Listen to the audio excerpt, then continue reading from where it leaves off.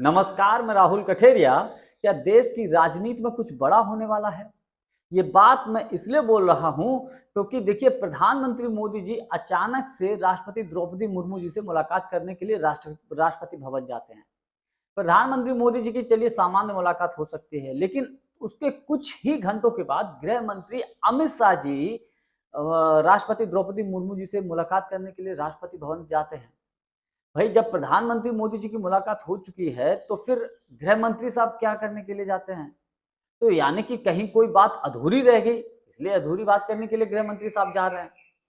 दोनों ही लोगों की राष्ट्रपति महोदया से मुलाकात के बाद चर्चाओं का बाजार गर्म हो गया है कि आखिर भारतीय जनता पार्टी आगे क्या डिसीजन लेने जा रही है, मोदी और शाह की जोड़ी क्या करने जा रही है। दूसरी तरफ विपक्ष की तरफ से नेता प्रतिपक्ष राहुल गांधी ने 5 तारीख को लेकर यह ऐलान किया था कि चुनाव आयोग को लेकर वो बहुत बड़ा खुलासा करेंगे कर्नाटक में, यानी कि बेंगलोर में एक बड़ी प्रेस कॉन्फ्रेंस करेंगे 5 तारीख को, और उसमें चुनाव आयोग को लेकर एक एटम बम फोड़ेंगे। बहुत बड़ा खुलासा करेंगे कि किस तरीके से चुनाव आयोग ने लोकसभा के 2024 के चुनाव में, और चाहे मध्य प्रदेश का विधानसभा का चुनाव हो, चाहे राजस्थान का चुनाव हो, चाहे छत्तीसगढ़ का चुनाव हो, चाहे अभी महाराष्ट्र का चुनाव हो, हरियाणा का चुनाव हो, किस तरीके से चुनाव आयोग ने धांधलियां की हैं, उसको लेकर बड़ा खुलासा करने वाले थे राहुल गांधी आज 5 तारीख को। लेकिन झारखंड मुक्ति मोर्चा के संस्थापक, पूर्व मुख्यमंत्री, पूर्व केंद्रीय मंत्री श्री शिबू सोरेन जी की अचानक से मृत्यु हो जाती है।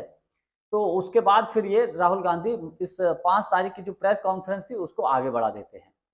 तो कुल मिलाकर इसके बाद फिर राहुल गांधी का दूसरा एक शेड्यूल ये था कि 7 तारीख को इंडिया गठबंधन के नेताओं को उन्होंने खुद फोन करके एक मीटिंग बुलाई है, और 7 तारीख को ये मीटिंग राहुल गांधी के घर पर होगी। यानी कि लगभग 1 साल के बाद ऐसा होने जा रहा है कि इंडिया गठबंधन की बैठक राहुल गांधी के घर होने जा रही है, और खुद राहुल गांधी बुला रहे हैं।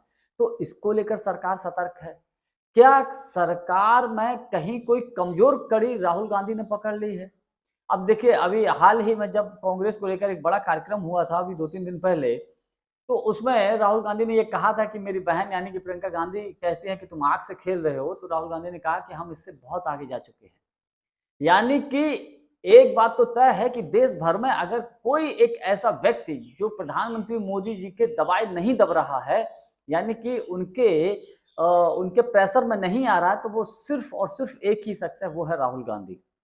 और जिस तरीके से एसआईआर के मुद्दे पर सड़क से लेकर संसद तक बवाल मचा हुआ है, मोदी सरकार घिरी हुई है।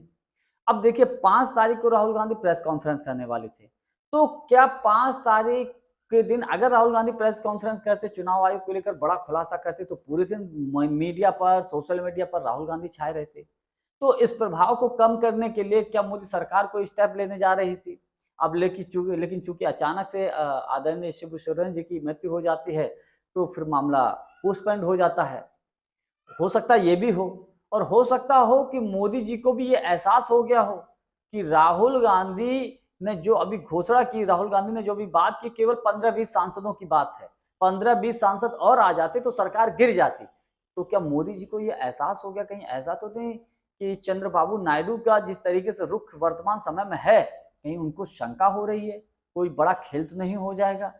फिलहाल अभी तो संभावना दूर दूर तक नजर आती है, लेकिन जिस तरीके से इंडिया गठबंधन के नेताओं की मीटिंग खुद पर्सनल राहुल गांधी ने फोन करके बुलाई, चाहे ममता जी हो उनको फोन करके बुलाया, अखिलेश यादव जी हो, तेजस्वी यादव हो, लालू यादव जी हो, चाहे उद्धव ठाकरे जी हो, तमाम, चाहे एम के स्टालिन हो, तमाम बड़े नेता है, सबको फोन करके बुलाया। लेकिन अब उसमें क्या हो सकता है? क्या इंडिया गठबंधन को ऐसा लग रहा है कि मोदी सरकार भी फंसी हुई है? क्योंकि देखिए एक तरफ से आरएसएस का प्रेशर है मोदी जी के ऊपर, मोदी जी के ऊपर प्रेशर ये भी है कि अभी तक अपना राष्ट्रीय अध्यक्ष नहीं चुन पाए, क्योंकि नया राष्ट्रीय अध्यक्ष बना, जिस तरीके से जेपी नड्डा जी काम कर रहे हैं, उस तरीके से अगर कोई किसी नए राष्ट्रपति ने काम नहीं किया तो मोदी जी फंस जाएंगे। तो वहां भी फंसे हुए हैं, आरएसएस का प्रेशर है। तीसरा, राहुल गांधी जिस तरीके से चक्रव्यूह रच रहे हैं, इंडिया गठबंधन के सहयोगी दलों के नेताओं को बुला रहे हैं, वो संभावनाओं को टटोलने की भी कोशिश करेंगे। मेरा अपना व्यक्तिगत मानना यह है कि अगर बीच में, जैसे कि अभी बिहार का विधानसभा का चुनाव होने जा रहा है, बिहार के विधानसभा के चुनाव को लेकर अगर कुछ मामला सरकार को लेकर गड़बड़ होता है, अगर वहां महागठबंधन की सरकार बिहार में बनती है, तो जाहिर सी बात है जेडीयू में फूट पड़ जाएगी। जेडीयू में फूट पड़ जाएगी तो सब लोग एक मौके की तलाश में हैं। चंद्रबाबू नायडू जी भी मौके की तलाश में हैं। चंद्रबाबू नायडू जी को क्या चाहिए? कुछ नहीं चाहिए, उनको तो केवल पैसा चाहिए ताकि आंध्र प्रदेश को डेवलपमेंट कर सकें।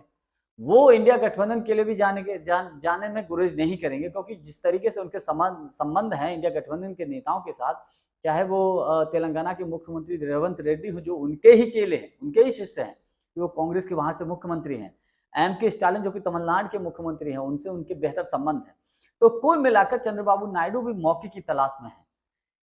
ये जिस तरीके का माहौल देश की केंद्रीय राजनीति में चल रहा है, राष्ट्रीय राजनीति में चल रहा है, सत्ता पक्ष की तरफ से, विपक्ष की तरफ से, तो उसमें अब संभावना प्रबल है कि आने वाले समय में देश की राजनीति में कुछ बड़ा हो सकता है, या राहुल गांधी की जो लाइमलाइट आए, जो राहुल गांधी बड़ा एटम बम फोड़ने की बात कहे थे, उस लाइमलाइट से राहुल गांधी को दूर रखा जाए, इसलिए मोदी जी ने ऐसा कुछ किया। कुछ कहा नहीं जा सकता, तमाम लोग अपने अपने विचार रख रहे हैं। खैर, जानकारी हमारी आपको कैसी लगी कमेंट्स करके हमको जरूर बताइएगा। बहुत बहुत धन्यवाद। नमस्कार।